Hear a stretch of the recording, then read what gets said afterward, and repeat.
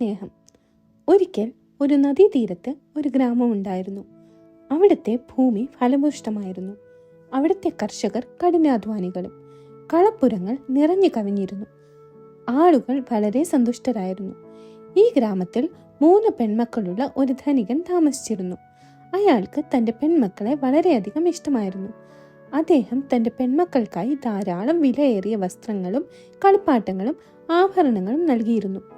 അയാൾ അവരോട് കഥകൾ പറഞ്ഞും അവരോടൊപ്പം പൂന്തോട്ടത്തിൽ കളിച്ചും അവരെ വിനോദയാത്രയ്ക്ക് കൊണ്ടുപോയും സന്തോഷമായി കഴിഞ്ഞിരുന്നു.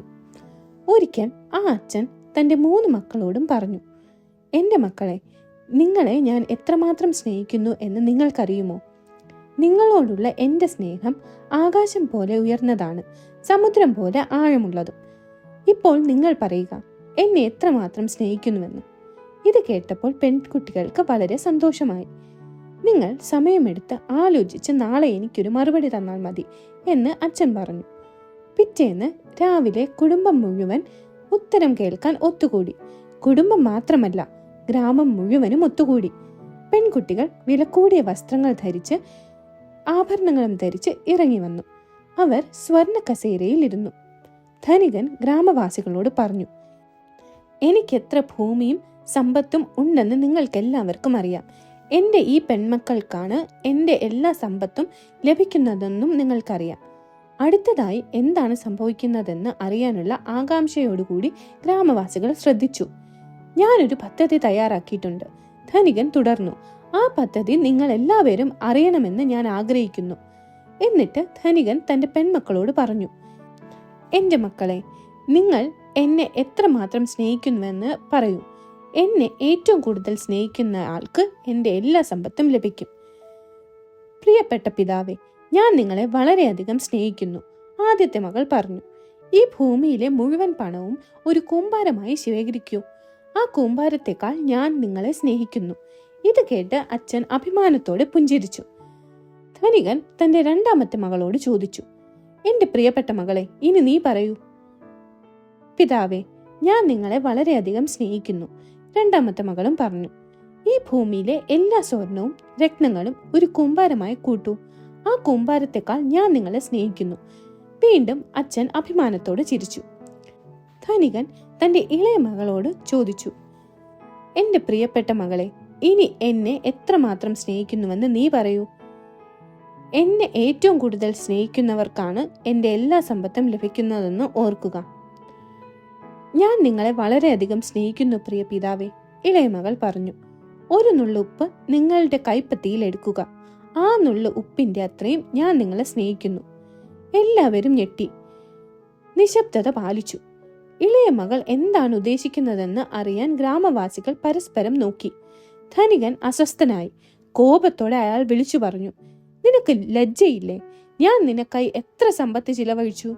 ഞാൻ നിന്നെ എത്രമാത്രം ലാളിച്ചു, സ്നേഹിച്ചു, പരിപാലിച്ചു. എന്നിട്ടും നീ എന്നെ ഈ നുള്ള ഉപ്പ് അളവിനാണോ സ്നേഹിക്കുന്നത്? അയാൾക്ക് കൂടുതൽ ദേഷ്യം വന്നു. അയാൾ ഗ്രാമവാസികളോട് പറഞ്ഞു, ഇവൾക്ക് എൻ്റെ സ്വത്തൊന്നും ലഭിക്കുകയില്ല. എൻ്റെ എല്ലാ സമ്പത്തും എൻ്റെ ആദ്യത്തെയും 2ാമത്തെയും പെൺമക്കൾക്കുള്ളതാണ്. പിന്നെ അയാൾ വേലക്കാരോട് പറഞ്ഞു, ഈ പെൺകുട്ടിയെ വലിച്ചെറിയൂ, വാതിൽ പൂട്ടു. ധനികന്റെ കൽപ്പന പ്രകാരം അവർ പെൺകുട്ടിയെ ഒരു ദൂരെയുള്ള വയലിൽ ഉപേക്ഷിച്ചു. താമസിയാതെ ഒരു കർഷകൻ തന്റെ വയലിൽ ജോലി ചെയ്യാൻ വന്നു. അയാൾ വിതച്ചുകൊണ്ടിരിക്കുമ്പോൾ തന്റെ വയലിൽ സുന്ദരിയായ ഒരു പെൺകുട്ടീനെ കണ്ടു. അയാൾ അത്ഭുതപ്പെട്ടു. അയാൾ ആ കുട്ടീനെ ദത്തെടുക്കാൻ തീരുമാനിച്ചു.